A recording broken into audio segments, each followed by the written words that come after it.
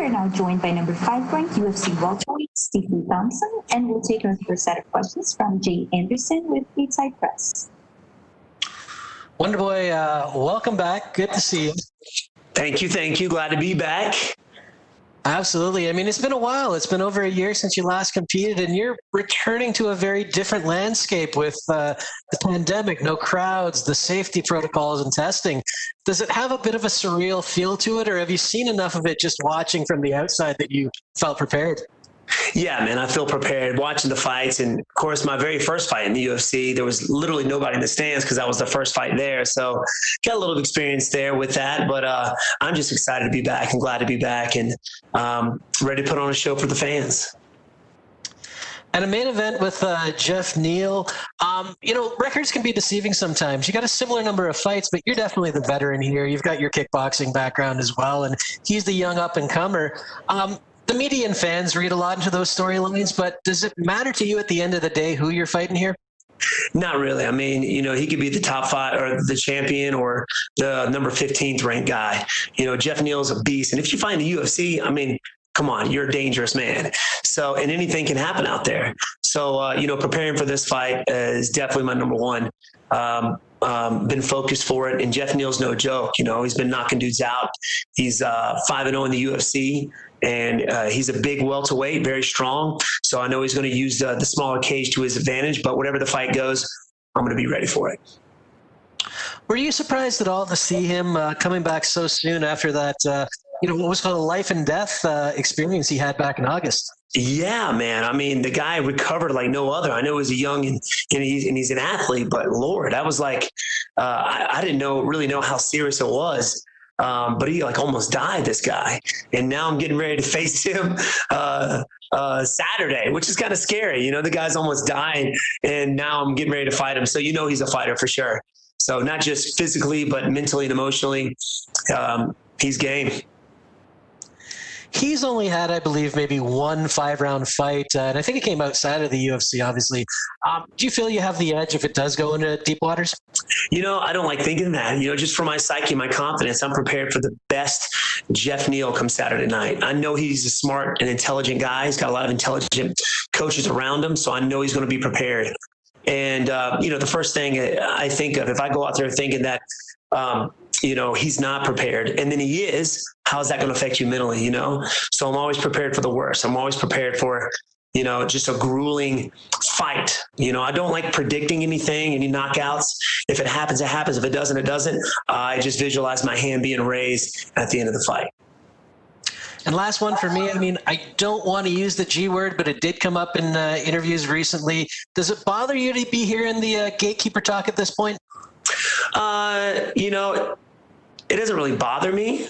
I just know what I'm capable of and that I've got a lot more in me. And, I'm 37 years old. I'll be 38 in February, but I feel like I'm 25 and still improving every day. I came in this game fairly late, so I haven't taken a ton of damage. The only time I've been knocked out was with Anthony. He's actually right across the hall from me right now.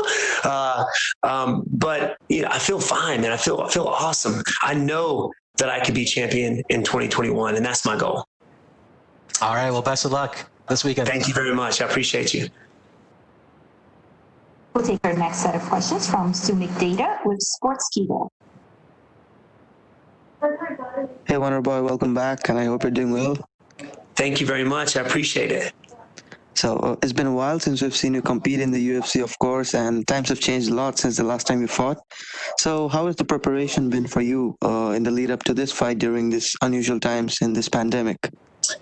To be honest with you, I've been out for a year, broke both my hands a year ago and the whole pandemic thing. And of course, everybody's been out in quarantine, but where I come from, the little small town of Simpsonville, it hasn't been too bad. We had to close down the gym for maybe 2 months and we had to innovate, do some online classes and things. But, when you got access to a gym, it's kind of hard not to stay in shape, hard not to still improve. So, I lived there. And even though I was injured for a while, there was always something that I can do, working on my kicks, working on my movement, working on my wrestling. nothing slowed down for me, to be honest with you. Helping fighters get ready for theirs, helping Chris Weidman get ready for his fight kept me in shape as well. So during this whole pandemic thing, gave my body a chance to heal up, to be honest with you, but my skill levels improved tremendously. Okay, so heading into this weekend, you had mentioned you'll be ready for Geoff Neal's wrestling and ground game. But of course, you being one of the best strikers in the fight game, there's a little stylistical difference between you and your opponent right now. So how do you see this fight playing out come this weekend? Well, Geoff Neal, like I said, he's a big welterweight. He's a very strong welterweight. Keeps his right side forward. He loves to throw his left hand. He tries to hit you with that left hand, kind of the same as Conor McGregor. He hits you with it, you're going out. He also has a left high kick that's been dropping people. So that's just another element in his game I got to watch out for. But the guy's improving every day, every time you see him fight, and that's a dangerous guy. He's doing a lot more wrestling, clinch work. You see that in his last few fights. So, I'm prepared for wherever the fight goes. I got Chris Weidman, Carl Reed, great wrestlers, Carlos Machado, great grapplers that have been helping me get ready for this fight. So, like I said before, wherever the fight goes, I'm going to be prepared for it. And I visualize my hand being raised at the end of this fight. Okay, and I also got to ask you this. You're someone who has always been very calm, very composed, and you don't seem to engage in any sort of trash talk with your opponent. Is there any sort of secret behind you being able to stay in this composed zone of yours? I don't know. I think it just has a lot to do with who I am and how I was brought up. I was brought up in the martial arts, and through the martial arts, was able to teach me, it's a very humbling sport, right? Very humbling sport for sure. But it allows you to be able to be put in uncomfortable situations and know how to be, to cope with that. And that's in everyday life. But the martial arts has helped me be able to do that in every aspect of my life. If it's the fight game, if it's outside of it, I know people do a lot of trash talk, and I just eat them up with niceness. Sometimes it has a reverse effect. Like they start getting angry because they can't get under my skin. But I just eat them up with niceness, man. I just put a smile on my face and keep going. Of course, I got a good support system, good family, good friends who keep a small circle to keep me motivated and focused. And nothing really gets me frustrated. And I think the martial arts has a lot to do with that for sure. Okay, one final question for me. Speaking of niceness, you're obviously known as the NMF of the fight game, but I'm just curious, have you, in the back of your mind, have you ever considered possibly fighting for the Bmf title? You have a win over Jorge Masvidal, after all. I know, right? I mean, I know he had mentioned fighting me if he had won the title from Usman. He said he would like to run it back with me. So I know, my name is still up there with him. I would love to fight him again. He's ranked higher than me. He's given me inspiration because I beat him at UFC 217, and now he's ranked higher and super popular, which is awesome. But I think that would be cool. That would be epic. NMF versus the BMF. You don't have to be like a trash talker to be the BMF, right? You just got to be a bad dude in the cage. That's how I look at it.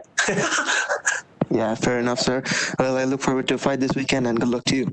Thank you, sir. We'll take our next set of questions from Omer Mursavici with S Sports.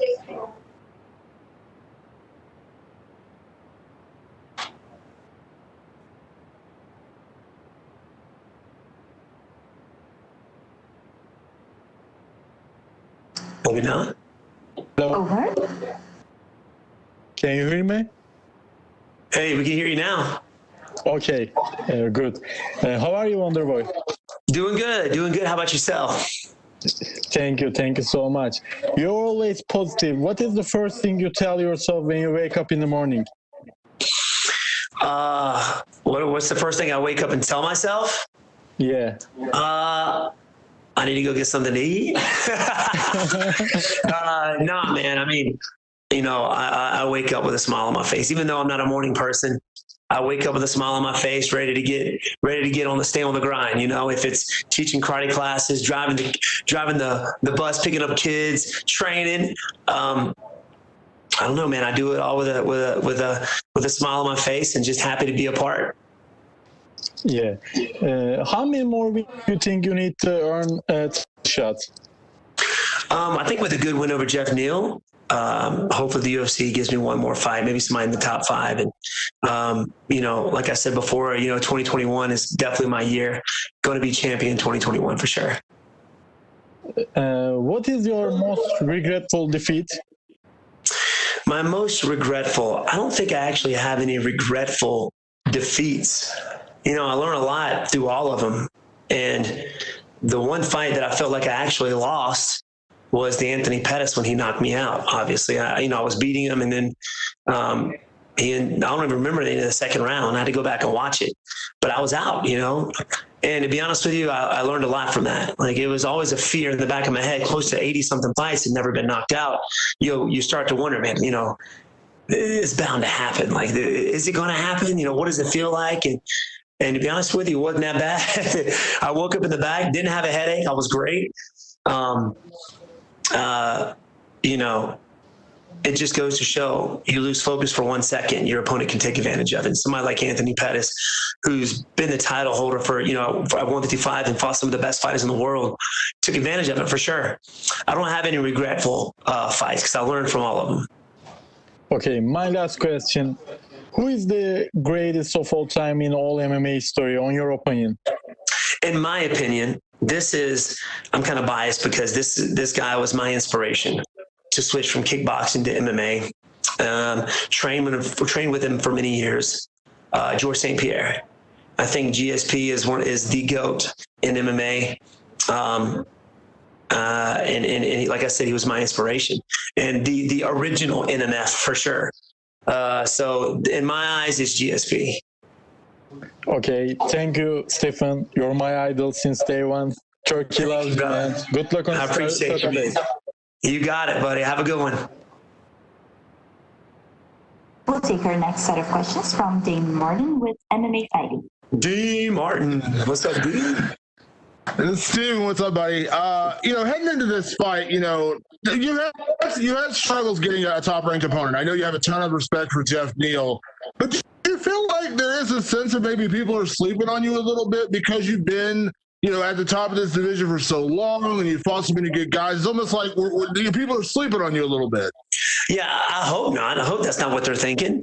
But, the two losses with Woodley, the loss with Till and Anthony, I figured that I was going to have to work my way back up. And obviously the win over Vicente Luque, winning fight of the night, kind of, put me in the limelight again. Then I was out for a year with broken hands, the pandemic, collarbone injury. So, out of sight, out of mind. It's funny how fast people can forget about you, and move on to the next person.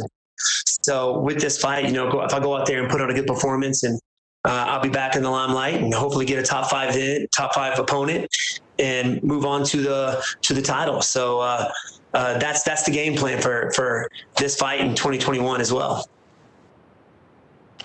You faced a lot of great strikers during your career, and there's always that, the guy who fights you wants to beat Stephen Wonderboy Thompson because you are such a phenomenal striker. And I know Geoff has said that leading into this fight. He believes you're the best striker in the division. He wants to take that title from you. Do you embrace those kind of fights a little bit when guys are saying they want to stand and trade with you? They want to test your strike and you want to test your stand-up? Yeah, I do embrace it, but I also don't believe that that's what they're actually going to do. I know that Geoff Neal is a good fighter. He's got good boxing. He's been knocking dudes out, but I think he's going to use his size for this one. And if he doesn't right off the bat, he will eventually, because most people look to hand me up, to clinch me, to get me up against the cage. And I think he'll use his size in the smaller cage to do so. So do I truly believe that he's actually going to go out there and test it? Maybe for a bit, but eventually I think he's going to think otherwise and try and hand me up at some point. So like I said before, I've been training, got good guys coming in, helping me get ready for this fight, knowing at some point he's going to try to. Got Chris Weidman came in for the camp, and he's been there since, his first fight with Anderson Silva. So my wrestling's improved tremendously. My striking is still getting better. So yeah, man, I'm ready for wherever the fight goes. Obviously, coming out of the last fight, you couldn't predict having two broken hands and then dealing with the collarbone injury. Yeah, and we're going to blame Chris Weidman for that. But obviously, you can't predict how things are going to play out. But if everything does go well in this fight, would you like to have a busier 2021? Because you're absolutely right. Unfortunately, in this sport, we are kind of out of sight, out of mind. When you're not right in front of us, we tend to look at the next guy in line. Do you hope to have a much busier 2021? 100%. Being out for a year, it's lit that fire in me like no other, man. I'm itching to step back out there and do it again, like I was saying. But yeah, definitely, a good win over Geoff Neal. We go out there and face somebody again, hopefully no injuries. So I'm not healed up. It's funny, the older you get, the slower you heal up. You know what I mean? It's terrible, but hopefully no injuries, and we'll be back at it at the beginning of the year. And last one for me, you did it in the Luque fight, coming off the Pettis fight. You went out there and fought another really aggressive guy who kind of had some hype behind him. He had a good win streak, had some, solid wins under his belt. And then you go out there, you have a fight of the night, and you do your thing. You go out there and do your thing. Geoff Neal, kind of the same thing, coming in 5 wins in a row, 4 knockouts or submissions out of those 5 wins.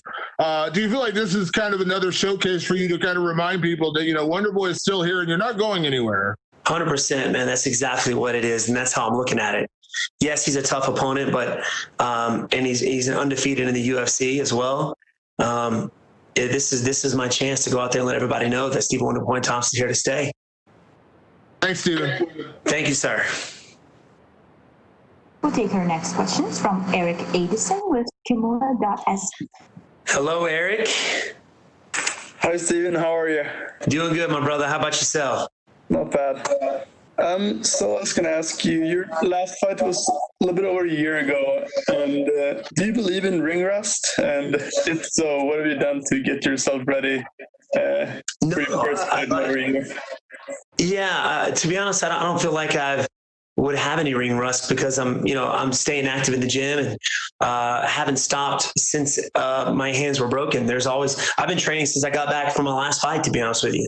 I wasn't able to punch anything, but I was able to work on my movement, my kicks, working positioning, drilling, things like that. I've been doing that for a year now. Even during the pandemic, I was training. So I feel like I haven't slowed down. Yeah, I haven't been in front of the cameras, but I felt like I haven't missed. I feel like my last fight was like a week ago, to be honest with you. I feel like it hadn't felt like a year. So I feel great, man, and I'm confident stepping into this fight. Fair enough.